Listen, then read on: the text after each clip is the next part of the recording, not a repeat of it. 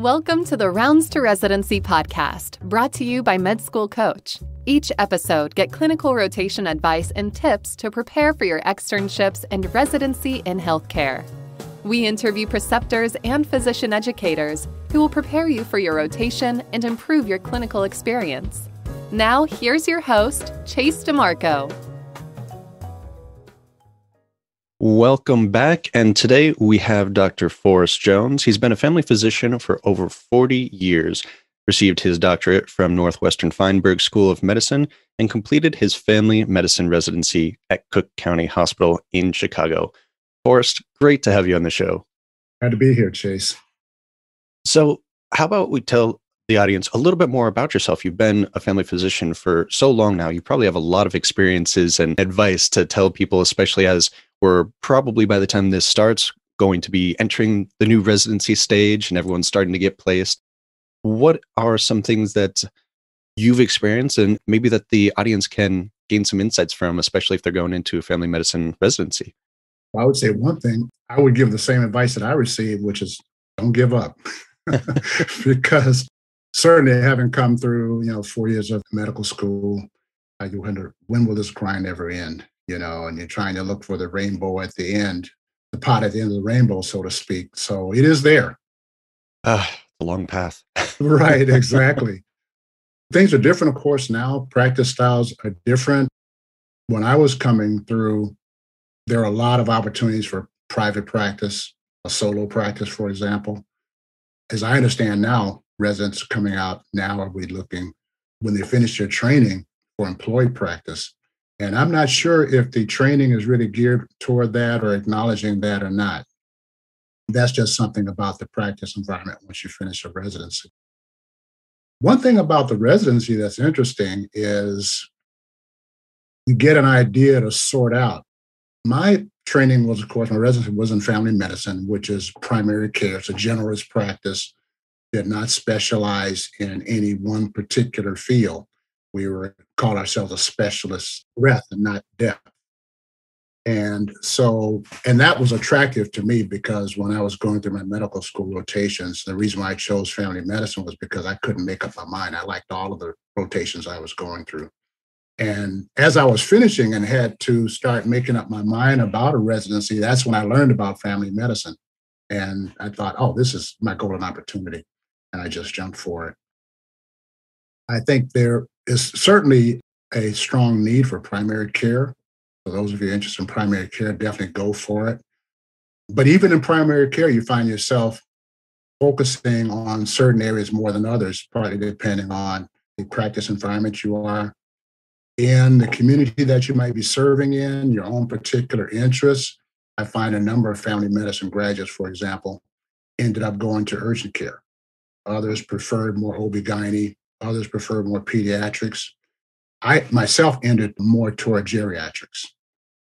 Yeah, it's one thing I seem to see as a commonality in all the family physicians I've talked to, whether it be interviewing on this show or just talking on social media or phone calls, is they all kind of felt the same way, that there were too many areas that they were involved in that they enjoyed. So they wanted to be more of that generalist, to get to utilize a lot of different clinical settings and reach a much wider base and have both pediatric and adult patients, which you don't really get in a lot of the other specialties.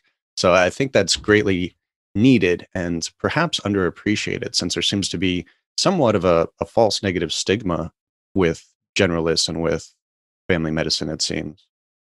Two factors also that played in my desire for family medicine. One was I really liked behavioral and psychiatry rotation I went through. But I didn't want to do exclusively psychiatrists. I didn't want to just work with the mind. I did want the physical contact, doing physical exams, looking at other organ systems and so forth. So I enjoyed the behavioral aspect, but I did not want to be there exclusively. The other thing is that family medicine takes note of the patient as part of their own system. So you have the individual patient that you're taking care of, but you're also looking at family dynamics, social dynamics that are part of the patient's reality and their story. And those types of things interested me as well. And family medicine seemed to give me an opportunity to include that in my care of the patients where other specialties didn't do that as much. I think pediatrics and internal medicine, which are also primary care specialties, do take more of that into account as well. But family practice seemed to really approach that in a deliberate and intentional way. Yeah, I guess you don't really think of psych as part of family practice so much. When I hear about it, I think of two scenarios, either like the private practice clinic or maybe urgent care, and then the hospitalist family practitioners. But I guess that is something that you should be aware of too, is you can kind of reach into a little of everything, including psychology or psychiatry of the patients that you're seeing, because you are the first line. You have to see everyone before any specialist generally does. I tell you a story. I remember a particular case in my practice. There was a senior female. I don't remember exactly, but I think she was in her early 80s at that time, diabetic, under great control. She was very compliant. She took her medicines. She followed her treatment plan, followed her diet very well, had no need to change her medicines for pretty much all the time I'd seen her. So it'd been more like a couple of years. Then all of a sudden, her blood sugars were going out of control. And she was on insulin. So I started increasing her insulin. I said, okay, sometimes things change. You just have to adjust. Then week by week, I was increasing her insulin. And I thought, wait a minute, what is going on here? So I asked her. It took me 2 or 3 visits to finally start to figure out there must be something else going on. Turned out that she had 2 granddaughters who had been a problem in their own home setting. Their mother was not being able to discipline them or manage them. And they were 15 years old, twins. And so she decided to help out and have them come live with her. And that was about 3 months prior. And they were just a real handful. These young ladies were just insisting on having things their own way. They wanted to come and go as they wanted to. And of course, for that generation, for my patient, that was not acceptable. And she basically had completely gotten away from her own self-care, trying to manage these daughters, these granddaughters. And so I had to ask her, this is not working for you. You're going to end up in the hospital or even worse. And I think you ought to consider some other living situation for your granddaughters. This is beyond your ability. And I said, what do you think about actually having them go back to their mother or someone else in the family? Because this is really endangering your health at this time. And so she agreed to do that. And then after that, her diabetes was back under control. And that was an example of how social settings can definitely interfere with your own managing of a patient. Yeah, it's amazing what stress does to the body and throwing all of your current homeostatic properties and medications out of whack. Well, all right. I want to get to sort of the main topic of today's interview, and that's really end of life care. It's not something we've really covered before, and I don't think a lot of medical schools really cover. So perhaps you can give us just a brief overview of what end of care life really means to you and what types of experiences that students might want to consider if they're thinking of being a part of this type of patient care. That's a good point. And some specialties probably will not have hardly any need for this within their professional pathology, of course, think of radiology, and others may not have to confront it directly as part of their routine care. But certainly in primary care, you do. Intensivists will be certainly faced with that in the hospital setting, hospitalists. I can see that as well if you pursue oncology, cardiology, pulmonology. These often end up in the intensivist settings, but also dealing with patients with end-stage disease. One thing about end-of-life care is, let me start with, even though your listeners are still in training, you are looking forward to the time where you will be taking care of patients. And you want to learn how to take care of yourself. One thing about end-of-life discussions is you do want to be able to process some of your own feelings in the context of the discussion, of the conversation, because first, you're helping your patient or their caregivers go through difficult emotions. and then you're facing some of your own as well. That being said, though, there's a couple of different settings for end-of-life conversations you can think of. Most of the time, we think of settings where someone has a very serious downturn in the course of their chronic disease, or they may get a new diagnosis of a very bad disease. They might find out, for example, that they've got a late-stage cancer. Then you're talking about a setting where you have to have a crisis family conference. When we think about end-of-life conversations, that's pretty much what most of us think about. And that was pretty much my experience as well before I decided to take on this challenge of being more intentional in my own practice. You'd have a patient who either would have a sudden crisis, maybe a fall, a stroke, where they're unconscious, and now you have to have a conversation with the family about what the treatment plan, what are the goals of treatment at this point. And this is pretty difficult because you do have to prepare for it, but emotionally you still are kind of a jumble, and it's always good to have support around you, your social worker if you have one, your nurse who might have also been involved with the patient care. So that's a setting we normally think of. What we see now, and I found this is true for me in my own primary care practice, is that type of conversation tended to fall more often on the emergency room physician, on the hospitalist, maybe the intensivist in the intensive care unit, because this patient might have had this event or this downturn at home, and you direct them to go straight to the hospital. Then they go to the hospital. They get there, and they will run into one of these specialists who will then find that patient does not have an advanced care plan. They have not prepared for this. Their doctor has not had this conversation with them. That would have been me. And here they are kind of with a hot potato. And that was one thing that led me to try to be more intentional in my own practice. Also, I was a proxy for my own parents. And so I was the one they had selected to be the medical decision maker if they were not able to speak for themselves. I imagine all of your listeners will be in the same situations. It's funny that it seems that anybody who works in a hospital setting, even if it's housekeeping, they get chosen by their family to be the proxy. And I guess their families think that because they are in the healthcare system, they might have better understanding or even a network of people who can help with their care in that setting. That seems to be a funny thing that I found. But that was the case for me, proxy. And when my parents, they've gone on now, they've passed on, but I found that during their last year, for example, I was not having these conversations routinely with my own patients. And I thought, I need to change that. I need to really start being proactive and initiating these conversations, because basically I would wait until events would force my hand. That's partly because there are several barriers to having an end-of-life conversation. One is lack of training, and you mentioned that. We don't really have that in a dedicated way right now. At least I didn't have it, and I don't know if that's changed, but it sounds from what you're saying that's pretty much still true. So lack of training, lack of incentive. So you may not have the time or the financial compensation. Medicare has now, they will pay now for one advanced care planning conversation a year. So that part of the incentive has changed.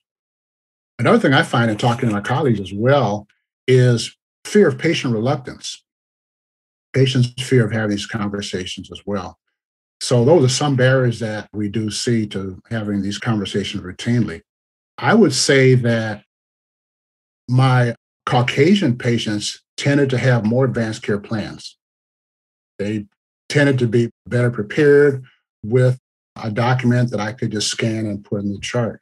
My non-white patients, basically it would be Hispanic, Latinx, and African American, would be less prepared in that way and more frightened of having these conversations. I think part of that had to do as well with less medical literacy, less understanding of medical terms, medical interventions, decision options that they might have, and so forth. And sometimes even distrust of the system. So those are the barriers you might face. Clinical preceptors are busy professionals as is, and those wishing to give back to the academic community can be overburdened by scheduling and paperwork. With the Find a Rotation platform, physicians looking to precept students can register for their free account, control calendar availabilities, set preferences, and be done. Our system automates and simplifies much of the process. Register for your free account now by visiting findarotation.com for more information. That's Find a Rotation, your medical and healthcare clinical rotations platform. Do you know if there's a difference in those rates depending on the race of the physician? I'm not sure. I have not really looked into that. You mean in terms of initiating the conversations? Yes. That's a good question. I have not looked into that. As I've talked to doctors, though, I hear pretty much the same concerns and barriers. I think those doctors who tend to be more proactive might be those who tend to work in the settings as hospitals, intensivists, and emergency room physicians, just because in practice, having to do it so often, there's less of a barrier to them. They just have more experience. I think it may be more of training and experience than anything else. But I could look into that. That's a very good question to look up. Yeah, I'd be curious to know. I mean, I had two very stressful situations along what you've just discussed. The first one was when I began my first clinical rotations because my parents were divorced and my mother ended up in the hospital. I was the eldest child, so I had to be the one to make the decisions, unfortunately. So that was very stressful. And then during my pulmonary and critical care rotation was another one where, like you just mentioned, that's one of the emergency sort of situations where you're going to have these discussions with the family. And that's very difficult when you have, I think there are probably 8 family members in the waiting room there when we had to go in. And there's a certain process that he mentioned that I can't remember now because it was a few years ago of how to approach the family to deliver that news. Do you know any good processes for that you hear are very effective? Well, first, gather yourself. Give yourself a little time to take a breather, calm yourself. As I'm sure was your experience in your own practice as an intensivist, you're already really busy, just running around taking care of patients and taking care of things. And then now you find that you've got to have this conversation. You do have to collect yourself first. You do not want to rush in, throw everything out there. You want to gather yourself first. You want to be calm. One thing I would do also would be, even though I'm aware of the fact I'm busy, I'm in a lot of things going on, I tell myself it takes as long as it takes.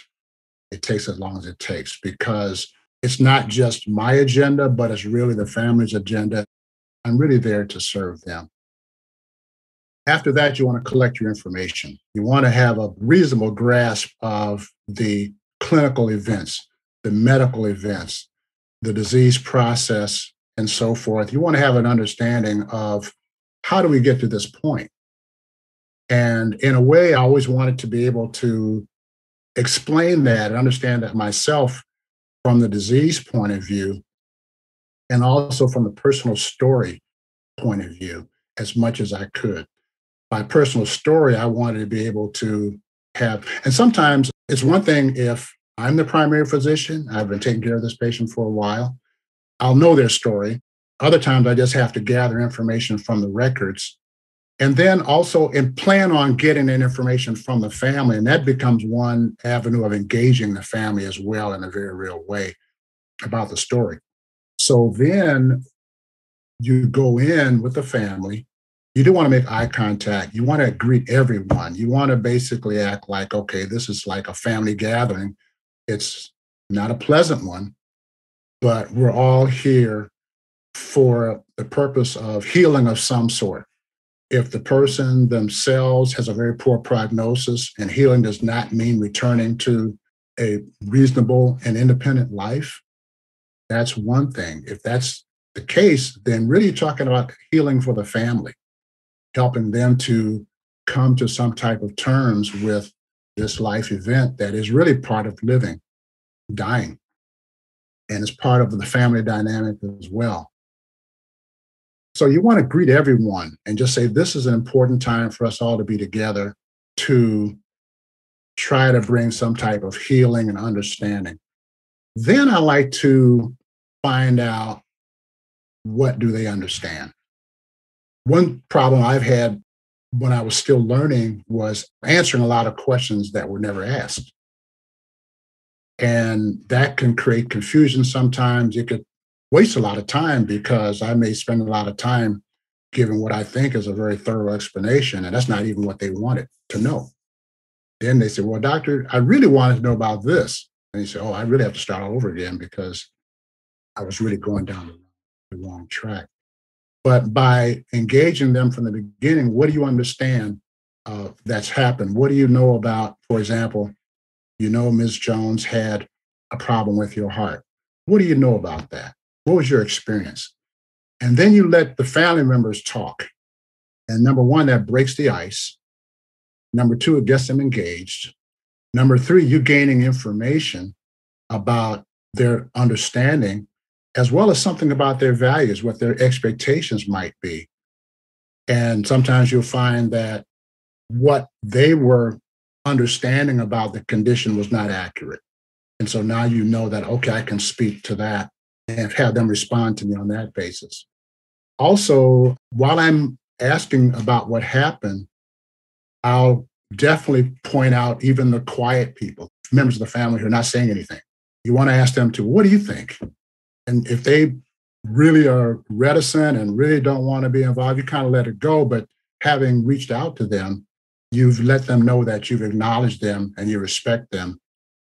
And they're really part of the decision, even though they're not saying anything. And you're kind of also getting a chance to see if there's any family dynamics, because at that time, you still want to confirm who is the major decision maker. And does everybody seem to be okay with that? Because you want to go in more detail later on with the major decision maker. But at the same time, you really want the family, everybody there, to be able to have a consensus. You don't want a situation where the main decision maker, and this has to be confirmed in the record as well. You want to be sure that all your records show that this is the proxy. This is the person who really can make decisions on behalf of their loved one who's not able to speak for themselves. But you want to be sure there's no major conflicts with other family members. Sometimes this will come up, and you want to be able to understand what the basis of that is and get that resolved, because you want this to be a healing situation. Sometimes there are family dynamics that you have no control over, of course, but at least you want a working situation that everyone accepts. Only rarely will you have someone who is quote unquote troublemaker. But if you approach it properly, you can really ameliorate those types of issues. Once you get a feeling for what everyone's understanding is, then you can start talking about the facts of the case.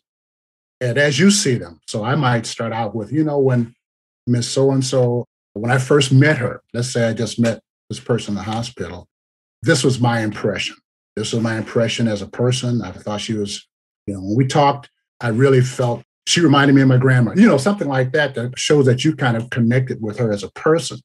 That helps engage the family, but also helps engage you, because you are dealing with a person. You're not dealing just with a case. You're not dealing with a liver. You're not dealing with a heart. You're not dealing with a lung. You're not dealing with a colon cancer. You're dealing with a person. And so when you start talking like this, you're not only showing the family that you're engaged, but you're also connecting with them, and you're bringing these stories together. And having thought in advance, when you were preparing for this conversation, I would be thinking about those things when I first met her. This was my impression. And I would tell them, I thought this was going to be the case. I thought that the condition was going to improve this way, but it didn't. So I'm letting them know about my own decision-making, what my own expectations were as we were going through this. Or it might be different. It might be when she first came in, I saw her, I could not arouse her. She was not responsive. I was very worried. And what you see now is pretty much what I unfortunately was expecting. We were hoping things would change, but there was just too much that had happened against her. You've got your story, you're explaining the story, you're talking about your own process.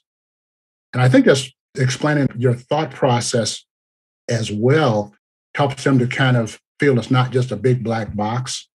Because I'm sure, as you know, to patients, medical institutions are intimidating. And sometimes when you get a lot of resistance from family members or what sounds like unreasonable expectations, part of it is because they are trying to find a way to fight through what they think is a huge, intimidating system with a lot of black boxes that give them results and conclusions, and you have to do this, you have to do that. And they have no understanding of where that comes from, what the purpose of that is, and how that's supposed to be helping. Long story short, what I just mentioned is also a way of building a team, a family team, because you want everyone on board with a treatment plan. You want to be able to say, okay, going forward from here, what do you expect to happen? What are your goals? What do you want to happen? What do you want to see happen? And sometimes you will be getting some very unrealistic expectations. Sometimes people will actually say, I expect a miracle. God's going to do this. And you can't ignore that. You can't poo-poo that. But you do want to try to manage the expectation and say, I understand what you mean. We're all hoping for the best. But I just want to let you know, these are some things that will likely happen.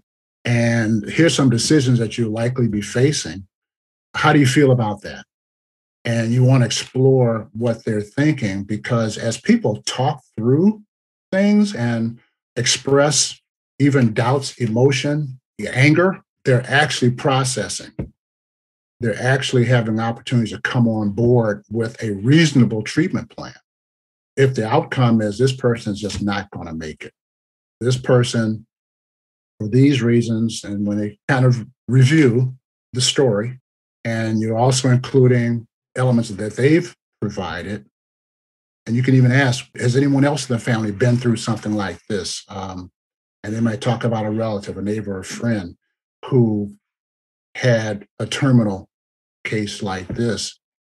And you encourage them to talk through their feelings about that, because you want people to kind of get immersed in this process, because you want a treatment plan that will be realistic, that the family can accept, and that the family can defend, especially for the major decision maker. You don't want a situation where that person is left hanging in the wind. They're making very difficult decisions. And then when the loved one finally expires, then other family members attack that decision maker, saying, you should have done this, you should have done that, making them feel guilty. And I've seen that happen. And so these are some steps that I would take to try to help the family come up with the goals of treatment. And that can be hospice, especially in terminal situations, that they not only accept, but can actually defend to others who were not there. Hope I didn't ramble on too long. I know I talked a long time. I'm trying to think of a succinct summary, and maybe it could be phrased in: first, prepare your own conversation and expectations for the family, then go in and see what the family's understanding is of the situation and how you can make it more realistic potentially. Third might be to get everyone together working as a team. And fourth would be basically to get everyone in agreement so that no one suffers any repercussions afterwards. That's a teamwork. So when you mentioned team, that's pretty much okay. It. Yeah. Still part of that one. Got it. So you'll prepare yourself and then prepare the family. And then you're working through a solution together. You are the consultant. It's not walking in and just saying it has to be this way. You are the advisor. You need to really draw out from them what they need to know to make these difficult decisions. Well, that's definitely a great summary there, I think. And it's a difficult thing for even long-term practitioners to really go through. So I think any extra advice and wisdom on the topic is something that can benefit all of the audience and anyone they come in contact with anymore. Do you have any last-minute words of wisdom, teaching pearls, anything like that? I'll just try to keep this brief. One thing I found was that I was not having an advanced care planning conversation like I wanted to for all my patients. I would schedule an appointment, but patients would be late. They would reschedule. I'd be running late. Something else would come up that was a higher priority for the patient as far as symptoms or whatever. So I started trying to figure out how to have elements of this conversation throughout the year, pretty much on any visit. It's part of my routine care. And when I did that, I found it was very helpful. Some of your listeners are in their clinicals already, and they already know what a problem list is. And I would identify the top chronic illness on their problem list and start to use that to build an advanced care plan strategy. And so I would look at that diagnosis and I would decide, is this diagnosis a cancer type, which means you have a high level functioning capacity and then you have a quick decline over the last, say, 2 months to a year after, before dying? Was it a chronic organ failure type like COPD, heart failure, or was it a frailty dementia? Most of us are going to have frailty dementia. And if it was one of those, then I would be able to develop a discussion with the patients because each one of those has action plans that would help the patient understand, okay, if you have this illness, here's some symptoms of when it's getting worse. Here are some decisions you may have to face at those times in terms of possible treatments. And here are some skills that you can have in terms of preparing for that. And there are actually 9 phases along from pre-diagnosis all the way to dying. But advanced care plan is really just an action plan for the end of life. And so I would think about it like that. And as you explain other action plans, you can also explain that as well. And now you have more of a context for these discussions that the patient can actually grasp and feel empowered by. That's an interesting way to view that. I hadn't thought about it that way before. I like that. That can be very useful. Well, is there any way that you would like the audience to reach out to you if they have more questions? Yes. My email is fjones@caringend.com, caringend.com. My website is www.caringend.com. Perfect. Well, Dr. Forrest Jones, I think we have a lot of useful information here. It's definitely a topic that we need to cover more often so we don't get thrown off when you first reach that sort of clinical setting. And I'm glad that there are more resources that the audience can search you through and get more of their questions answered. Yeah, I'd like to follow that more. And when you're in primary care, it's not something you have to wait for one event. You can actually take advantage of your care over time. Yes, very true. Well, Dr. Jones, thank you so much for coming on the show today. Thank you, Chase. Thanks for having me. The Rounds to Residency podcast is powered by Med School Coach. To access Med School Coach services, like USMLE tutoring or residency admissions advising, visit our website at medschoolcoach.com. Good luck as you prepare for your board exams, and we hope you tune in again next time.